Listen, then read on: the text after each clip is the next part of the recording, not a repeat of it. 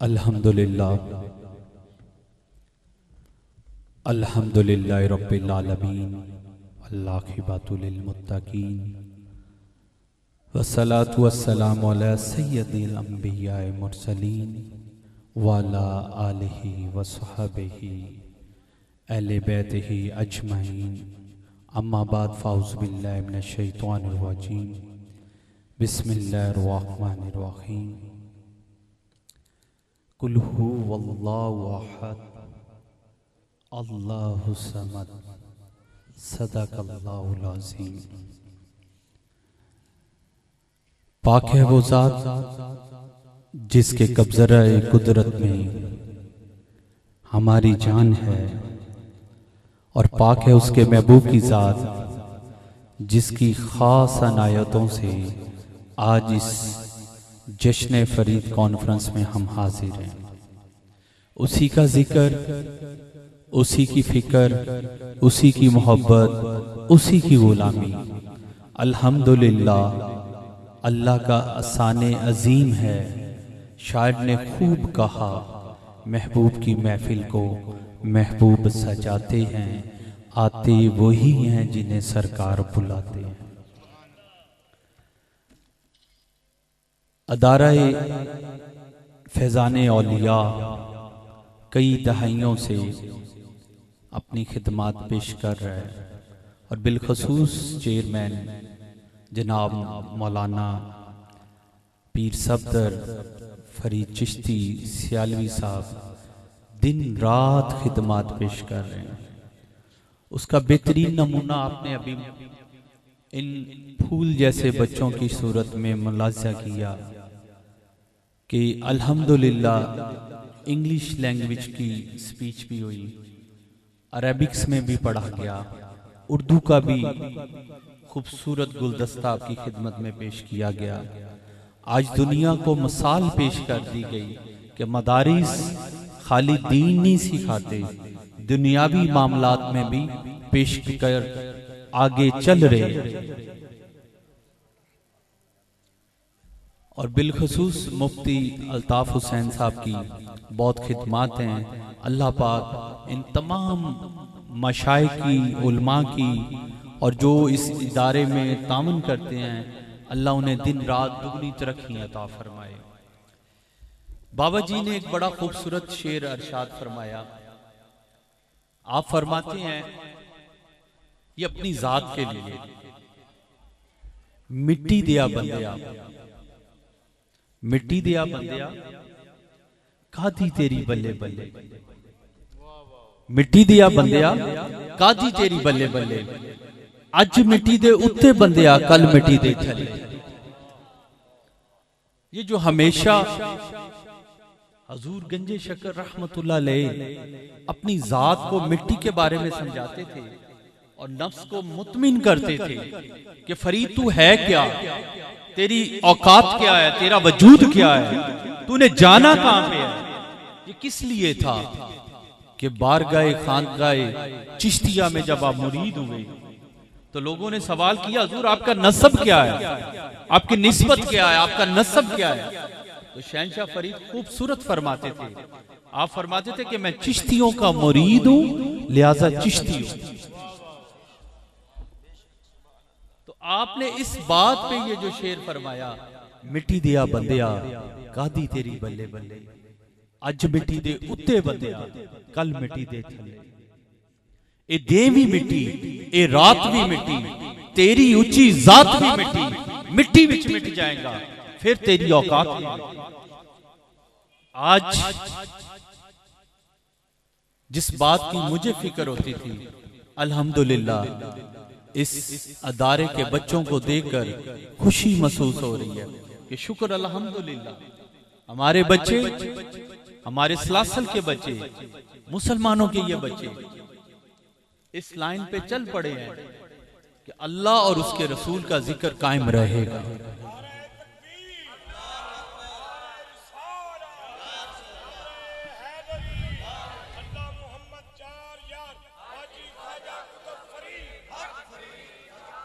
आज देखे ना, लोग समझ रहे हैं कि फलस्तीन में इसराइल की जंग लगी हुई है। इसराइल, बैठ जाएं बच्चे, बैठ जाएं, सब बैठ जाएं, छोड़ दें कैमरों को, बैठ जाएं। हाफिज साहब आप भी बैठ जाइए, शाबर वाले भी, माहौल बनने दें जरा, बैठ जाएं। आज इसराइल की और फलस्तीन के दरमियान जंग की बात हो रही है। हमास पेशकदमी कर रहा है, दीगर इस्लामी ममालिक साथ साथ हैं। आपको पता है ये जंग है क्या? ये इसराइल और फलस्तीन की जंग नहीं है, या इसराइल और हमास की जंग नहीं है। ये जंग इस्लाम और कुफर की है। जो वो कुफर, वो जो बेहयाई, वो तूफान बदतमीजी पूरी दुनिया में लागू करना चाहते हैं, ये उसकी जंग है।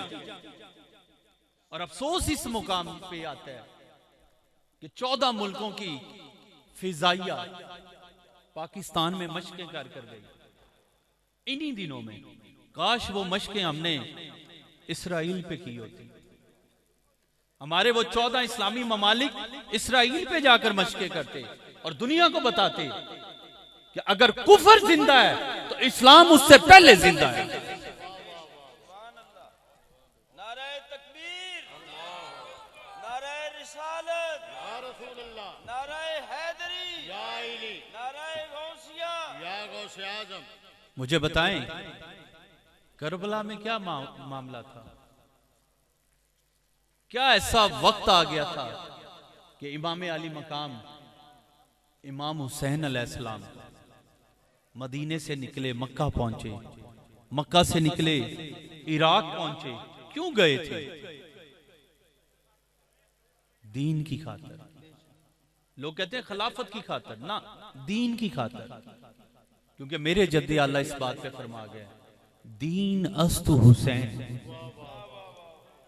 दीन अस्तु हुसैन।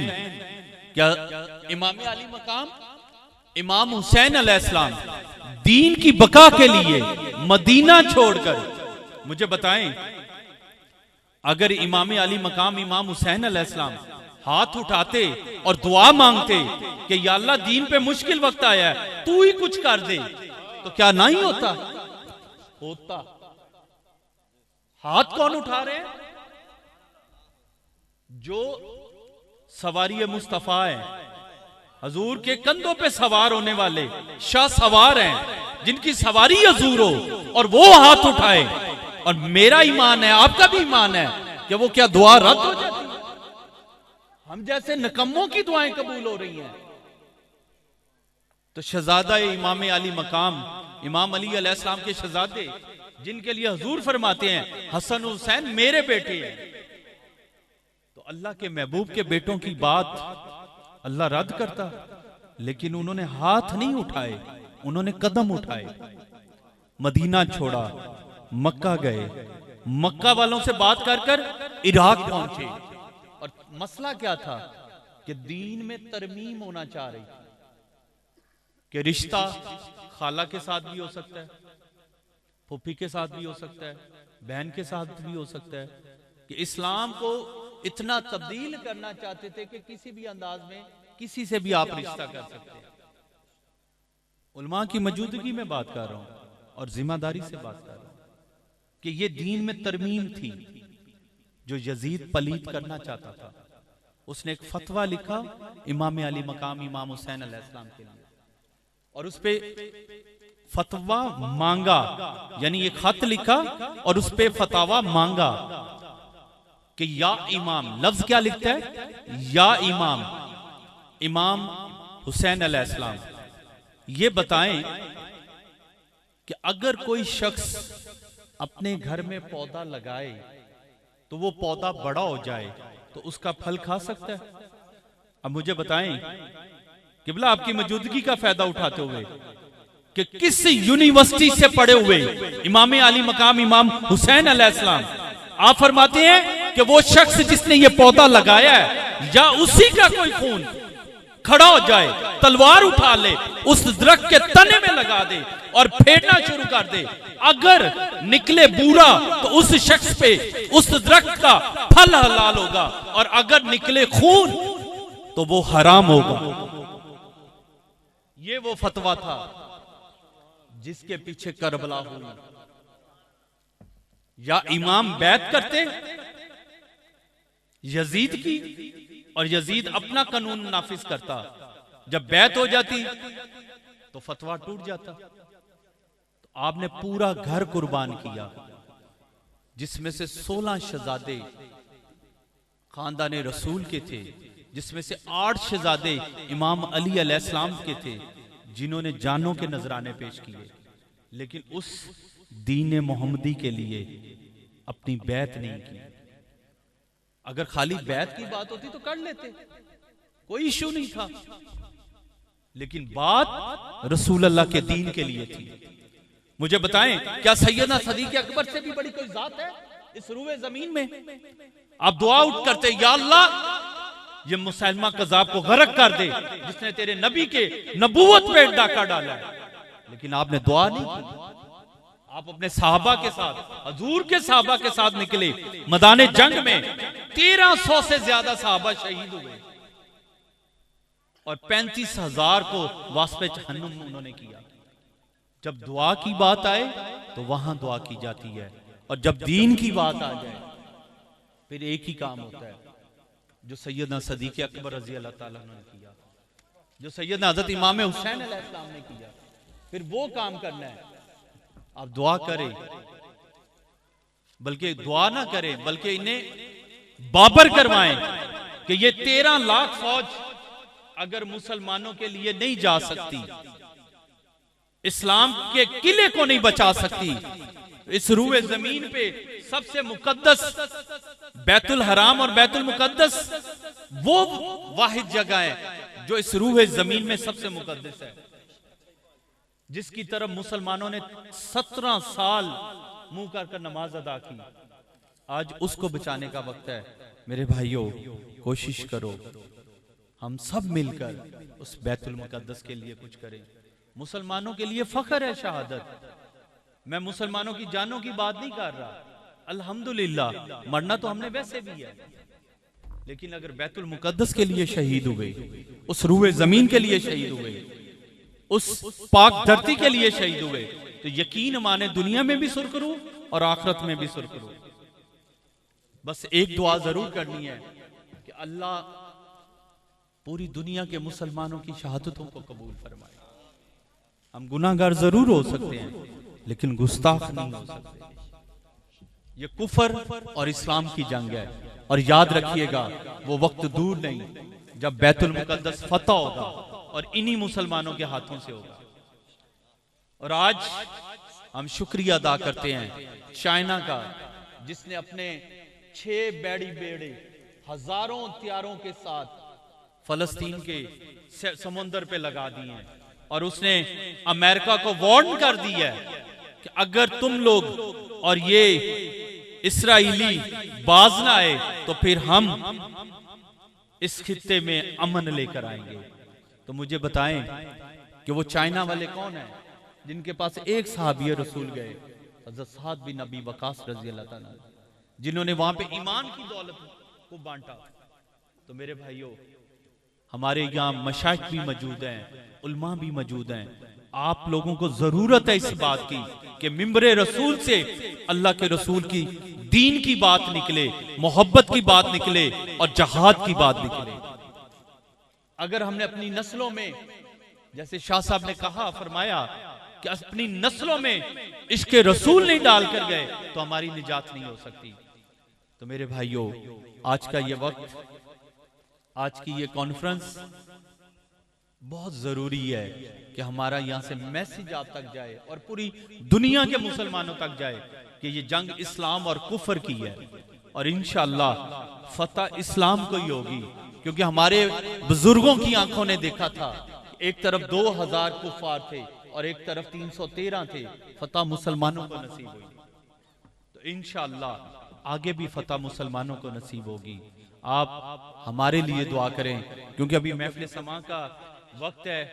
मैं जानता हूं कि बाबा जी का बड़ा लाडला मुरीद था कवाल, और उसे हसन कवाल कहा जाता था भी हाफिज़े कुरान।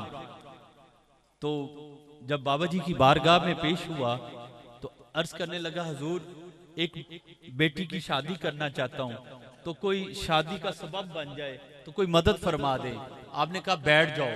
सुबह से शाम हो गई, कोई नजराना नहीं आया, कोई जो है बाबा जी की खिदमत में मुरीद नहीं पेश हुआ, किसी ने कोई हदिया पेश नहीं किया, बैठा रहा। शाम हो गई तो अर्ज करता हुजूर सारा दिन गुजर गया, कुछ नहीं मिला। फरमाया कल आ जाए। जब कल आया, कल भी कुछ नहीं मिला। 3 दिन उस हसन कवाल को कुछ ना मिला। तो जाते जाते कहता, हुजूर 3 दिन कवाली करता तो कुछ पैसे कमा लेता। तो आपने फरमाया अच्छा तू कवाली कर कर पैसे कमाता, हम तो सामान सुनते हैं और तू कवाली करेगा। तो आप वजू फरमा रहे थे, तो आपने वजू करते करते एक ईंट उठाई, 3 दफा सूरत खलास पढ़ी और फूंक मारी, हसन कवाल को दे दी। तो जब उसने अपना दामन खोला तो क्या देखता है, सोने की ईंट थी। क्या थी? सोने की ईंट थी। अर्ज करता है हुजूर मैंने सोचा दूसरी बेटी की भी शादी कर दूं। आपने फिर ईंट उठाई, फिर 3 दफा सूरत खलास पढ़ी, फूंक मारी, उसको दे दी। जब उसने दोबारा देखा तो वो सोने की ईंट थी। फिर वापस आया, अर्ज करता हुजूर मैं सोचता हूं तीनों का इकट्ठा ही शादी कर दो। आपने फिर वही अमल किया, घर चला गया, सारी रात सूरत इखलास पढ़ता रहा। कुल हुवल्लाहु अहद अल्लाहु समद लम यलिद वलम यूलद वलम यकुल लहु कुफुवन अहद। कि फरमा दीजिए ऐ महबूब कि अल्लाह एक है, वो बेनियाज है, ना वो किसी का बाप है, ना वो किसी का बेटा है, और ना वो किसी कोई उसकी बराबरी करने वाला है। मुझसे किसी ने पूछा कि आप खत्म शी में ये 3 दफा क्यों पढ़ते हैं, तो मैं उनकी खिदमत में ये अर्ज की कि हम सूरत खलास 3 दफा इसलिए पढ़ते हैं कि हम अल्लाह को बताते हैं कि मौला तू वाहदा ला शरीक है, तेरी ये 5 सिफात हैं, लेकिन ये जो जाने वाला है इसकी वो 5 सिफात नहीं है। जो तेरी 5 सिफात हैं इसलिए 3 दफा पढ़ देते हैं कि मौला ये जो हम में से चला गया है, जिसपे बाबा जी ने फरमाया वेख फरीदा मिट्टी दी तेरी जिंदे उत्ते कख पए उथू कोई ना मुड़दा एथू लखा गए। तो वो जो गया होता है ना, जब हम उसके लिए पढ़ते हैं, तो मैंने उनकी खिदमत में अर्ज की कि इसलिए पढ़ते हैं कि ये क्वालिटी जो है ये अल्लाह की है कि अल्लाह तू एक है, तू बेनियाज है, ना तू बाप है, ना तू बेटा है, और ना तेरी कोई बराबरी वाला है।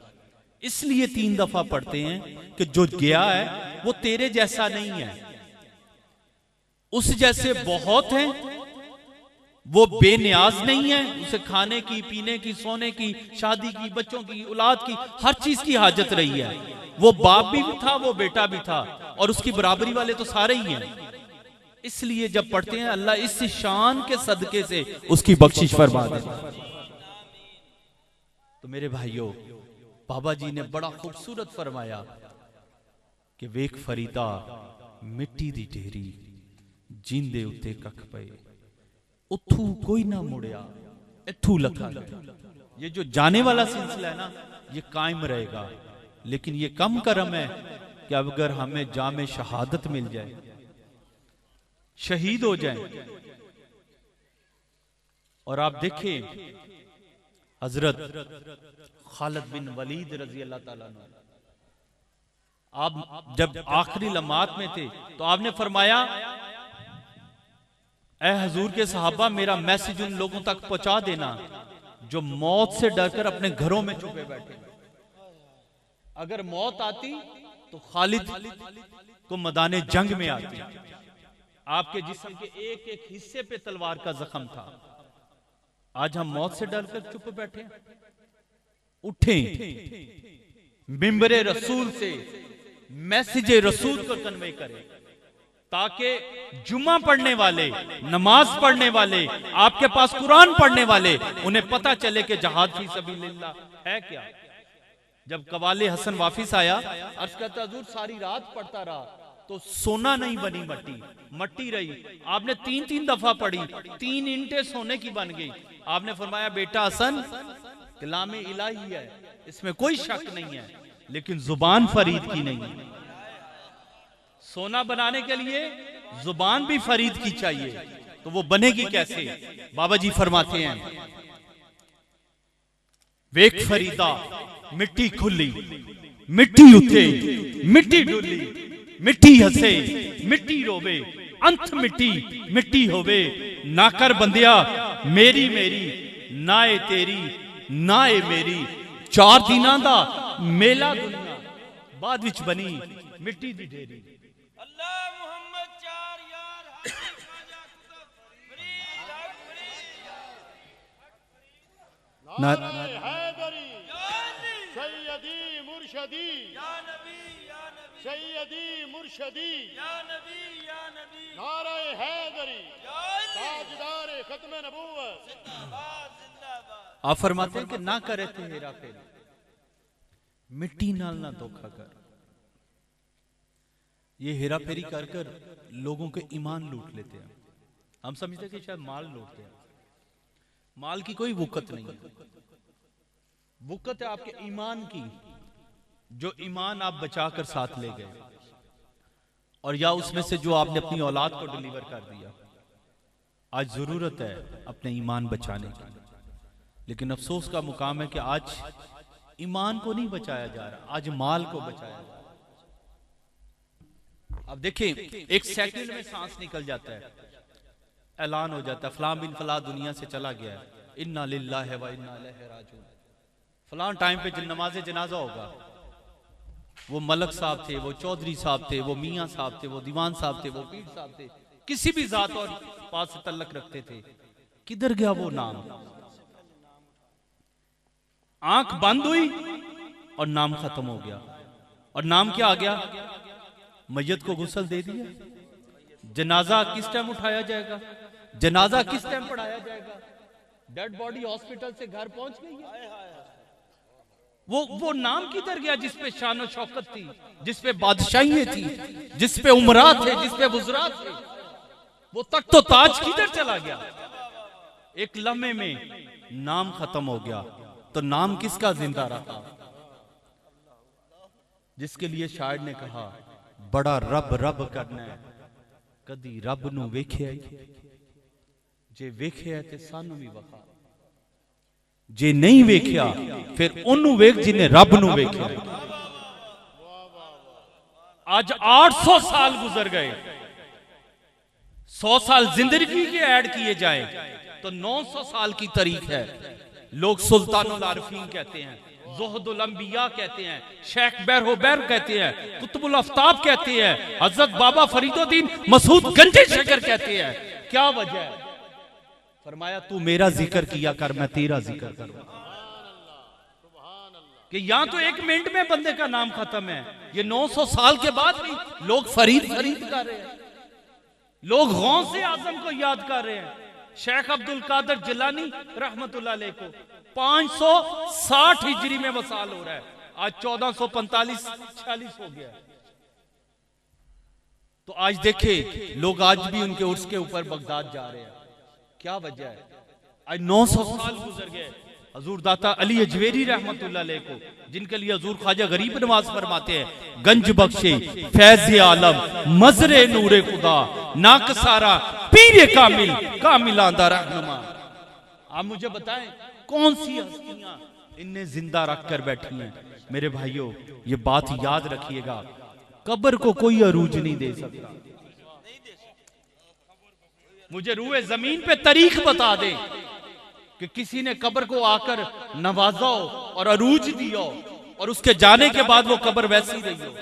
कब्र को अरूज मिलता है गुलामाने मुस्तफा की वजह से, गुलामी के पट्टे पहनने की वजह से, हजूर का जिक्र करने की वजह से, हजूर के हुक्म पे अल्लाह की इताअत करने से, तब इस कब्र को अरूज मिलता है।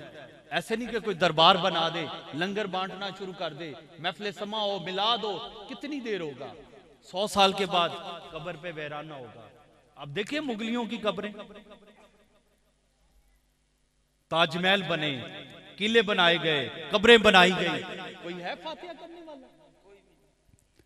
कौन सी जात है जो दुनिया के मुख्तलिफ ममालिक से लोगों को निकाल कर लाती है और साहिब मज़ार के लिए फातिहा पढ़वाती है? कौन सी जात है? मेरे अल्लाह की जात है। मेरे भाइयों, यही हकीकत है। बाबा जी फरमाते हैं, ना कर बंदिया मेरी मेरी नाए तेरी नाए मेरी। 4 दिनां दा मेला दुनिया बाद विच बनी मिट्टी दी ढेरी। ना कर इत्थे हेरा फेरी, मिट्टी नाल ना धोखा कर। तू भी मिट्टी ओ भी मिट्टी, जात पात दी गल ना कर इत्थे। जात फकत अल्लाह दी उच्ची, बाकी सब मिट्टी मिट्टी। मिट्टी दिया बंदिया कादी तेरी बल्ले बल्ले, अज मिट्टी दे उत्ते बंदिया कल मिट्टी दे थल्ले। ए दिन भी मिट्टी, ए रात भी मिट्टी, तेरी उच्ची जात भी मिट्टी। मिट्टी विच मिट जाएगा फिर तेरी औकात भी मिट्टी।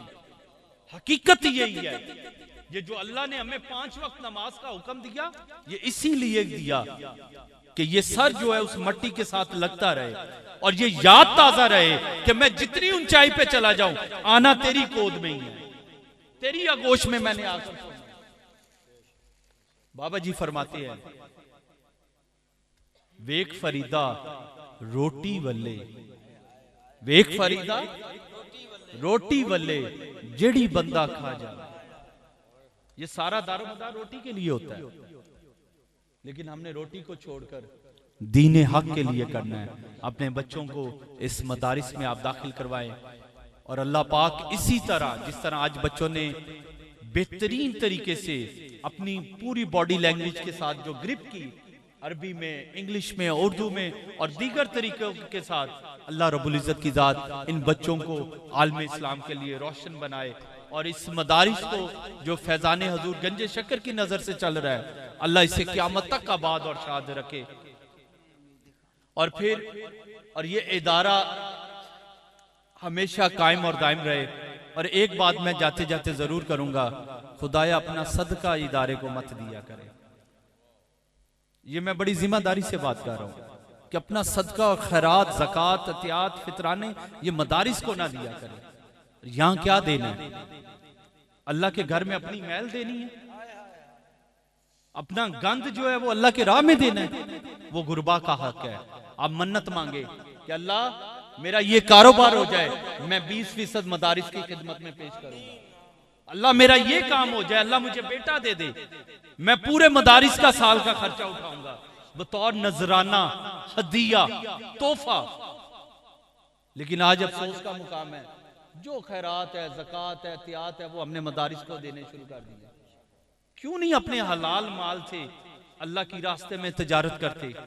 मैं खुद जिम्मेदार हूं, खेती बाड़ी करते हैं, हर कारोबार में 20% अल्लाह का हिस्सा रखती है, 10% अल्लाह का, 10% अल्लाह के रसूल का। जब मुनाफा होता है 20% अल्लाह और उसके रसूल के राह में खर्च करते हैं, नजराना, तोहफा, हदिया। लेकिन आज उलमा का भी कोई कसूर नहीं है, मदारिस का भी नहीं है। हम लोगों ने सारे नजराने पीरों को देने शुरू कर दिया, सारे नजराने। पुत्र जम्मे थे पीर दे बुए थे, मन्नत मंगी है पीर दे बुए थे। सबसे बड़ा पीर अल्लाह का घर है, अल्लाह के रसूल के दीन का मदारिस। अगर आप छोड़कर यहां से पाक पतन भी जाकर देंगे ना, वो तब भी कबूल नहीं होगा। ये मैं जिम्मेदारी से बात कर रहा हूं। जैसे किबला ने कहा ना, बैशी दरवाजा खोलते हैं, बंद करते हैं, वो दरवाजा गुजरना जन्नत नहीं है। फरमाने मुस्तफा क्या है वो सुने, उलमा मौजूद बैठे हैं। काला रसूल अल्लाह सल्लल्लाहु अलैहि वसल्लम, मन दाखला हाज़ाहिल बाबिला, जो दाखिल हुआ किससे? अपने तन मन धन से, इस दरवाजे से, रास्ता फरीद से गुजरेगा तब जन्नत मिलेगी। और रास्ता फरीद है क्या?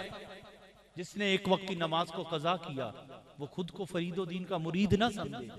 ये फरमाने हुजूर गंजे शक्कर है। हम नमाजें भी ना पढ़ें, रोजे भी ना रखें, कुरान की तिलावत भी ना करें, दीन के काम भी ना करें, माँ बाप की खिदमत भी ना करें, जो सदका खैरात है मस्जिद को देकर गए हम जन्नती हो गए। मेरे भाइयों, बहुत मुश्किल पैदा है। अब जितनी भी मन्नतें मांगे वो सारी अपनी मदारस में तोहफा पेश करें। और देखिएगा, मैं जिम्मेदारी से बात करता हूं, कभी आप कारी साहब को कहे, कारी साहब ये ज़कात के पैसे हम मदारिस के लिए दे रहे हैं, उनका चेहरा पढ़ लीजिएगा कि वो किस नदामत के साथ वो पैसे मजबूरी में पकड़ेंगे। तो काश आपकी जुबान से निकले कि कारी साहब मैंने ये प्लॉट के लिए मन्नत मांगी थी, जैसे मैं इस प्लॉट में दाखिल हुआ तो मैंने किबला को कहा कि अल्लाह करे आज की रात की बरकत से और इस महफिल की बरकत से ये आइंदा साल आए तो ये प्लॉट इस मदारिस के अंडर हो। नारे तकबीर, नारे रिसालत, नारे हैदरी, नारे गौसिया। अल्लाह मोहम्मद चार यार हाजी ख्वाजा कुतुब फरीद। मुझे ये बताएं ये कितना सा प्लाट है? कनाल का होगा, 2 का होगा, या 2.5 का होगा, 3 का होगा, जो सबसे आखिर में जहन्नम से निकाल कर जन्नत में दाखिल किया जाएगा। अल्लाह इस जमीन के जैसी 7 जमीनों की जमीन के जैसी 7 जमीनें उसे जन्नत में अता करेगा। ये वो बंदा है जो गुनाहगार है और सबसे आखिर में जहन्नम से निकाला जाएगा। तो जब हमने ये दुआ मांगी है, आप जरा एक दफा इस दुआ के साथ आमीन कहिएगा कि या अल्लाह इस प्लाट को मदारस के लिए जब अगले साल जिंदगी बखैर हम आए तो यहाँ पे बच्चियों का मदरसा बनाओ। मांगा किससे है? चौधरी साहब से, रब से मांगा है। अगर वो 7 जमीनें दे सकता है गुनाहगार को जन्नती बनाकर, तो इस जमीन को मदारिस के लिए क्यों नहीं दे सकता? मसला ये है कि हमने मांगना कहीं और शुरू कर दिया। क्या समझे? जब ये 7 दफा सर, 5 दफा हर नमाज में अल्लाह के आगे 34 सजदों में जमीन पे लगेगा ना, और जुबान से ये निकलेगा मौला तू देने वाला है करम कर, तो फिर वो इतना देगा कि खत्म नहीं होगा। पूछते हैं कि जी अल्लाह के साथ पार्टनरशिप करने से अब क्या फायदा होगा?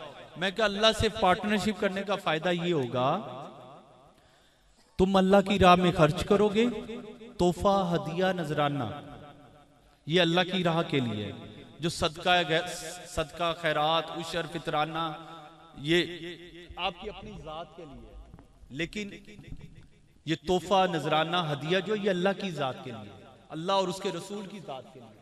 जब आप ये खर्च करना शुरू कर देंगे तो हुक्म है 10 दुनिया 70 आखिरत। तो हमारे बुजुर्ग फरमाते हैं अल्लाह के नाम पे खर्च करोगे तो 10 दुनिया 70 आखिरत। तो अगर हजूर के नाम पे खर्च करोगे 70 दुनिया 70,000 आखिरत। मैंने पूछा हजूर ये क्यों? फरमाया वो महबूब से मोहब्बत इतनी करता है। मैंने कहा जी कैसे करता है? फरमाते तुमने पढ़ा नहीं या मुजम्मिल या मुदस्सिर व मान सल्ला का इल्ला रहमतल लिल आलमीन। जो अपने लिए सिफात पेश की, मैं महबूब के लिए भी वही सिफात पेश की। तो मेरे भाइयों, अपना तोहफा नजराना मन्नतें मदारिस को, मस्जिदों को, उलमा को, और बिलखसूस एक और बात जो मैं खुद प्रैक्टिकल करता हूं, आपकी खिदमत में अर्ज करना चाहता हूं। गौर से सुनिएगा कि अपने मदारिस को उतना हदिया जरूर दिया करें जितना आप अपने बच्चों के स्कूलों में और ट्यूशनों पे फीस में देते हैं।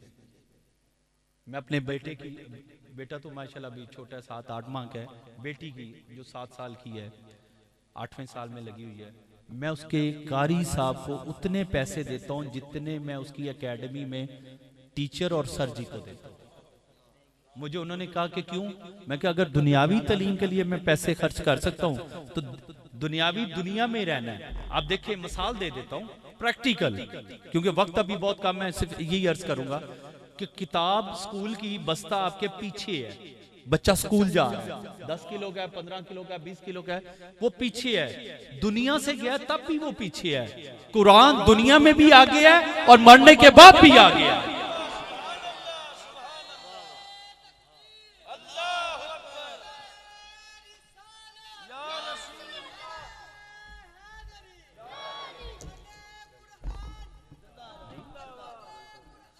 हाँ जी, तो अब देखें कि मदारिस का ऊपर वाला लेंटर डलना है।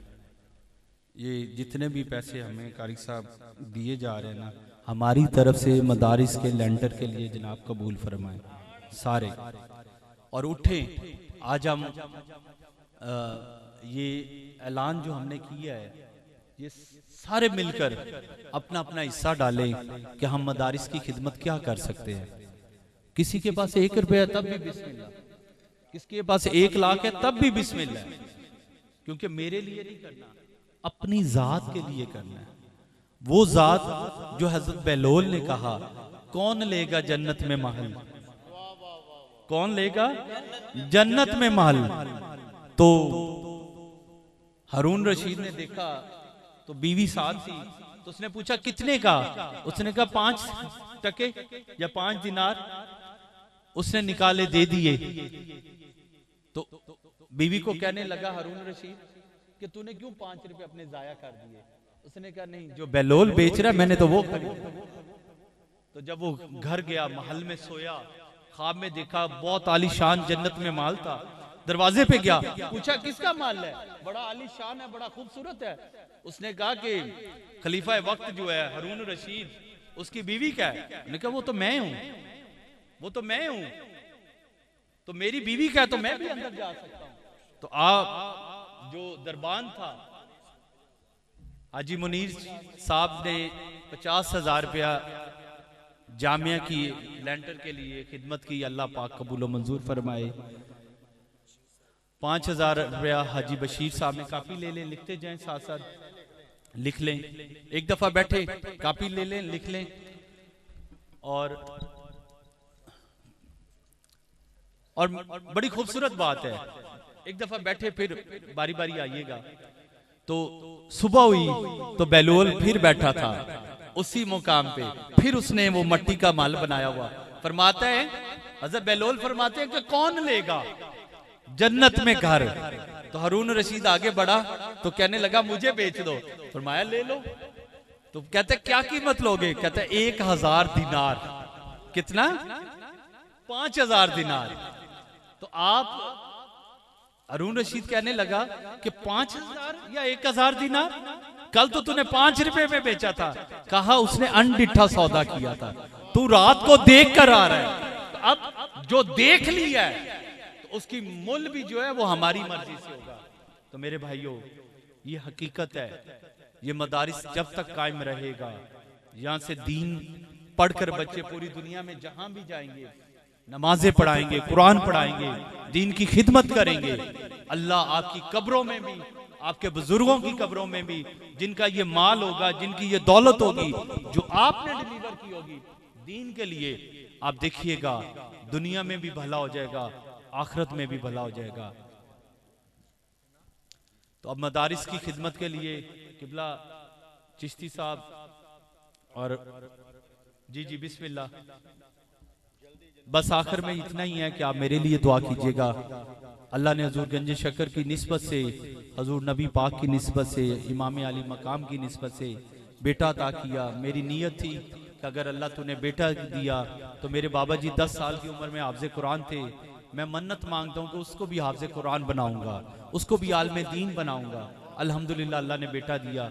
हजूर की निस्बत से उसका नाम मोहम्मद रखा, इमाम पाक की निस्बत से उसका नाम हुसैन रखा, और बाबा जी की निस्बत से उसका नाम फरीद रखा। मेरे भाइयों, यकीन माने जब आज भी हम उसके आगे या अल्लाह का जिक्र करते हैं ना, तो वो रो भी रहो ना तो मुस्कुराने लगते हैं। तो ये निस्बत का जो कमाल होता है, जिन भाइयों ने मुझे बेटों के लिए दुआ के लिए कहा, वो आज इसी महफिल में नियत कर जाए। अगर अल्लाह ने बेटा दिया तो हजूर की निस्बत से उसका नाम मोहम्मद होगा, और अहले बैत की निस्बत से उसका नाम हसन या हुसैन होगा, और बाबा जी की निस्बत से उसका नाम फरीद होगा। इंशाअल्लाह अल्लाह मेरी और आपकी हाज़िरियों को कबूल फरमाए। व मा अलैना इल्लल बलागुल मुबीन।